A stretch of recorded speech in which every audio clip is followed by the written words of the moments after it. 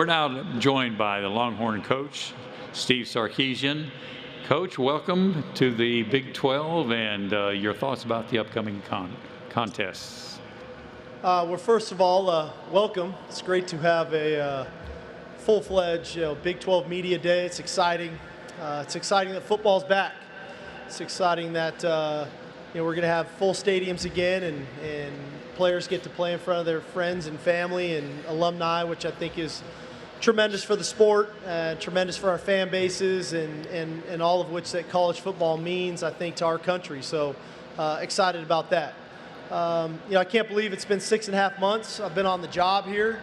There's been a lot that's gone on in a 6.5-month time of hiring a new coaching staff, implementing a strength and conditioning program, implementing new schemes on offense, defense, and special teams, recruiting.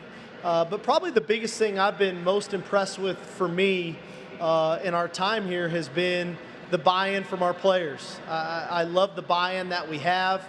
We've got a roster that I think is one that is more than capable of being competitive at a high level. I've done a full rebuild before. This is my third time around of being a head coach, and to inherit this team coming off a 7-3 season with 3 losses by a combined 13 points is something that we're in a little better position than most when you take over a new program. So there's been a lot of work put in.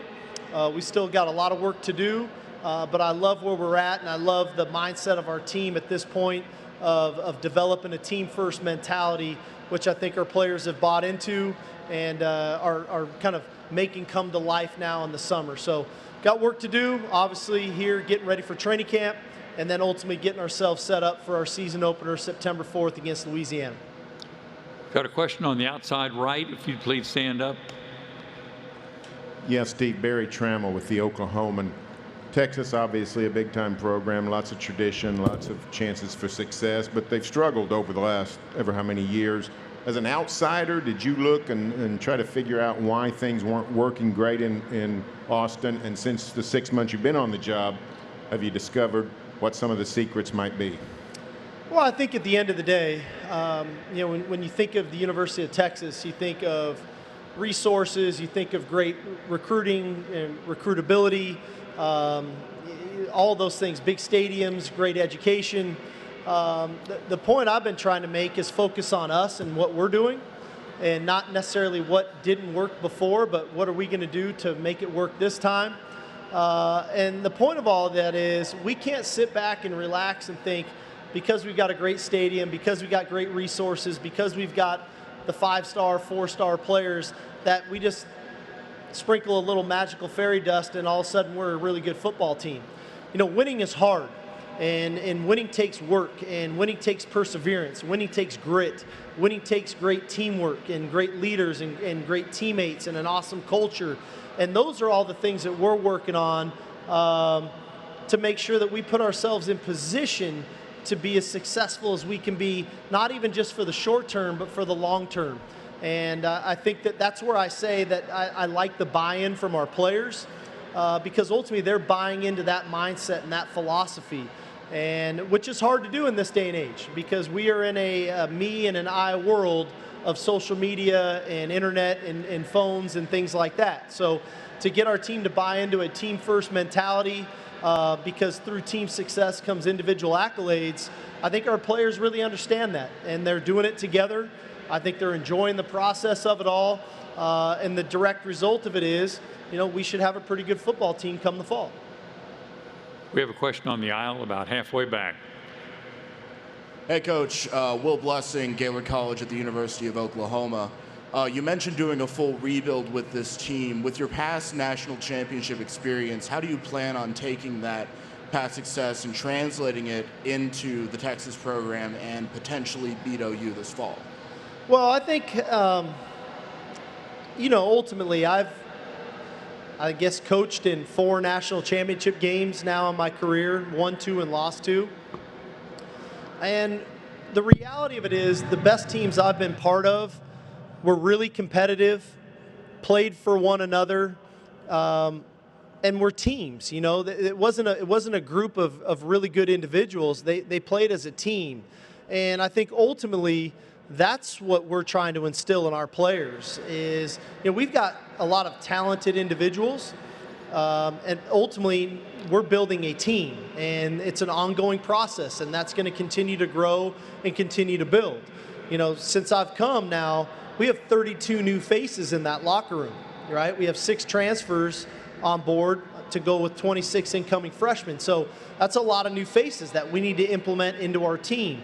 And the best teams that win at a high level, that win big games, understand the level of consistency needed on a daily basis to push one another as like-minded individuals to drive for more and more and more, but ultimately execute at the critical moments, and that the moment doesn't ever become too big. And so whether it's, you know, playing OU or in a national championship or a Big 12 championship, whatever that may be, the bigger the game really shouldn't matter to us, because that's just who we are on a daily basis. And so that's what we're trying to instill in our team. We got a question on the front, and then we'll move to the back. It's Anwar Richardson from Orange Bloods. Hey, Coach, you accepted a job where the fan base defines success by winning Big 12 titles and competing for national titles. So I'm curious, for your definition, what's a successful season at Texas? Well, I think one, you have to recognize when you accept a job, you accept all of the job. And, you know, like I said, this is my 3rd go around at doing this head coaching thing. And you don't accept a job and you only get part of the job. You get all of the job. And at the University of Texas, the expectations are very high. The standard, the bar is set very high. So, you have to embrace it and understand what they are. The next part of that is okay, understand what they are, but then what are you doing to try to achieve what is that standard, what is that bar, what are those expectations?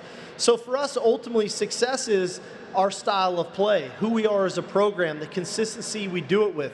Do we play the same from week 1 to week 8, or do we fluctuate? Do we have highs, do we have lows? Can we find that level of consistency? Do we play really well as a team, or are we playing as individuals? So there's a lot that goes into this. It's easy to look at a number and say X number of wins is successful, or winning a championship is successful. That's the easy part. But for me as a coach, I'm looking at it from a daily basis. What do we look like? Are we growing? Are we getting better as a team?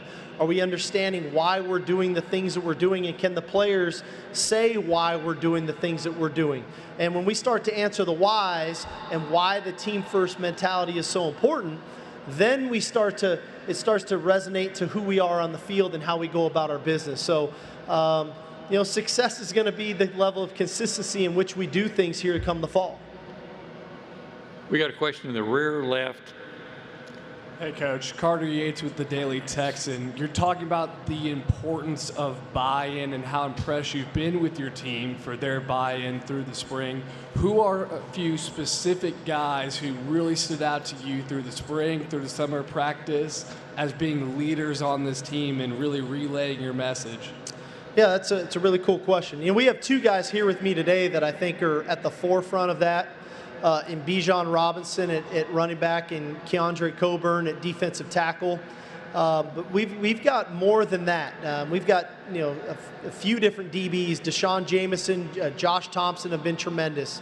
Jordan Winnington has been tremendous at wide receiver. Christian Jones, Denzel Okafor, Derek Kerstetter. Man, I feel like I'm leaving people out. David Benda, DeMarvion Overshone. I mean, we've got a great deal of guys that have really stepped up and bought in, that were carryovers from the last team.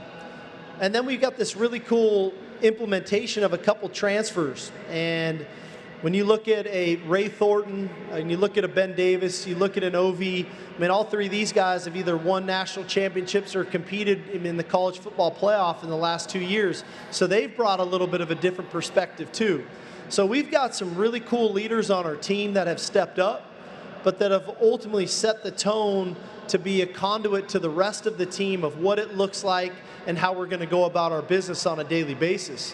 And I've been very impressed from our leadership committee standpoint of these guys really following our lead from a coaching staff's perspective, and then being that conduit to the locker room and then onto the practice field of what it needs to look like for us to achieve the level of success that we want to have come the fall. Question on the front, and then we'll move over to the side right here. Dean Blevins, News 9 Sports. Coach, you did mention a quarterback or two in that answer a minute ago. Wondering about Casey Thompson and where he is right now in your eyes, and a plan going in with apparently two quarterbacks vying for the position. Yeah, so when I took over the job, I gave everybody a clean slate in our program. And clearly we at the quarterback position, in my opinion, the most important position in sports, have two fantastic players in Casey Thompson and Hudson Card. So we went through installing our offense in winter. We went through spring practice. We got 15 spring practices in. We've had a chance to visit post-spring and the things that we need to work on here in the summer. And then we're going to head into training camp. And I just didn't feel like 15 practices was enough to name a guy a starter in a brand new system, a brand new scheme with brand new coaches. I will say it is a little bit of a luxury for me to have two quality quarterbacks like this. Casey Thompson is a guy who's been in the program a little bit longer. Everybody remembers what he did in the Alamo Bowl with 4 touchdown passes in the second half. Very athletic guy, very driven, very focused, high football IQ, great leader. Hudson Card, tremendous passing ability, great instincts of passing the football. So we're in a good position. But at some point in training camp, I'm going to have to trust my gut, and I got to name a starter. And when we do, it's not going to be because the other guy didn't, gave the job up. They're going to make it tough on me, and that's what I told them. You guys need to make this decision as hard as you can on me. And because I named one guy the starter doesn't mean we don't need the other one, because the other guy's a play away. And in this day and age of college football, to think you're going to go, 13, 14 games all the way throughout a season with one quarterback probably isn't realistic. So we need to develop both of them. Both of them have huge upside.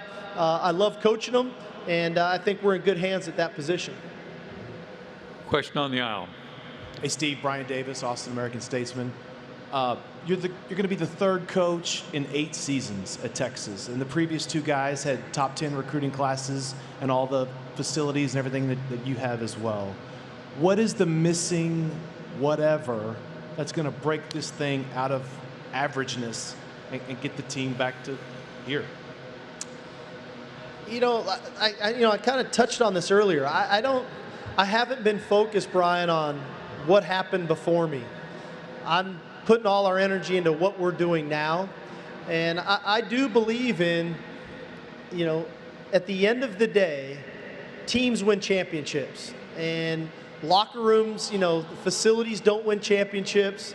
Big stadiums don't win championships. Bright lights don't win championships. Recruiting rankings don't win championships. I know everybody here wants to, name a national championship on signing day to whoever got the most 4 and 5 stars. You don't get a ring for that. You get a ring for winning games, for winning tough games in November and in December, in the fourth quarter, when you got to have that drive, when you got to get that stop. And that's what we're trying to instill in our team is, being the most mentally and physically tough football team that's committed, disciplined, and has a real level of accountability to the program first, to the team first, and doing that on a consistent daily basis. Not getting up for 1 game or getting up for 2 games, but that's just who we are on a weekly basis. And to watch this transformation happen for our guys, even in our winter conditioning, through spring ball, and now into summer conditioning, to watch the mentality continue to shift, that our guys recognize the importance of every single day, that we have to chase greatness every day. We don't pick and choose what day we're going to decide to work really hard. That's just who we are, and that's in our DNA. And there is no, like I said, there is no magical fairy dust to sprinkle to say, hey, all of a sudden now we've got these great schemes, we're going to be a good team. It is about the team first, and then they are the ones that make these plays come to life. And I think that our team is really starting to understand that. And I hope all of you get a chance to visit, just even with the 2 players that we have here today, to get their take on it, because they're the ones that will probably tell you better than me about the mentality of the team and where we're at this juncture of the summer. Okay, Coach, thank you very much. Time's up. We appreciate your conversation and answers, and best of luck for the season. All righty, thank you all. Hook 'em.